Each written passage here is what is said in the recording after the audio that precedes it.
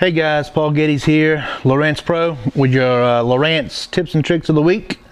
I've talked to a couple of my buddies, and they basically recommended me go through some simple stuff for the beginner side. I know this is going to be a simple tutorial, but what we're going to do is we're going to make this one quick, and then I'm going to do another one. So we'll have two videos this week. So the first one's going to be exporting waypoints all together, which I wouldn't recommend, or we're actually going to do exporting a specific region of waypoints. And I think I've done one video on this before, but this video is just going to be short and sweet and how to do it very quickly and how to rename it. So here we go, we're going to do it. So what we've got right here is, this is Lake Hartwell. The equipment we're using today is the HDS Carbon 16s. We got this one on the right, this one on the left. So what we're going to be doing is, first thing we're going to do is make sure you've got an SD card in. Your slot is going to be 32 gigs or less. They will recognize any SD card 32 gigs or less. So you put your card in. Then what you want to do is you're going to hit Pages, and you want to scroll up and go to Files. We're going to go to Waypoints, Routes, and Trails. Right? We're going to go to Export Region. Alright, so what happens is you see this little red box with the triangles and the arrows on it. So what we're going to do is we're going to grab that corner, and I'm going to grab it that way. I'm going to grab it that way, and we're still going to pull a little bit. Say if I want to get all of these, we want to cover all the waypoints that you want to export. You make sure you put them in that red box right there.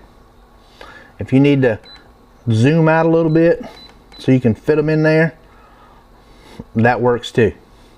Alright, so now once you've got them inside that red box right here, what you need to do is you go up and press Export. I'm going to use user data file version 6. That is for the carbons. The Gen 3s will be 5. If it's an older graph, you can use 4 or even 3. I try to stay somewhere right around 5.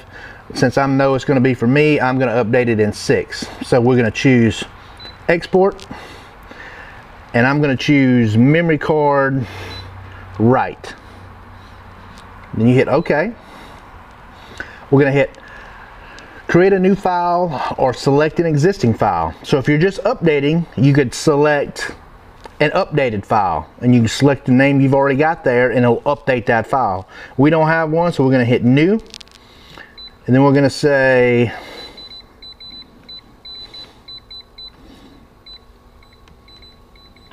Hartwell 11 16 17. Then we're going to hit Enter. You're going to see that little hourglass pop up, and it's going to probably work for 10, 15, 20 seconds, 25 seconds if there's a lot of waypoints. Alright, see, now you see that it just went away.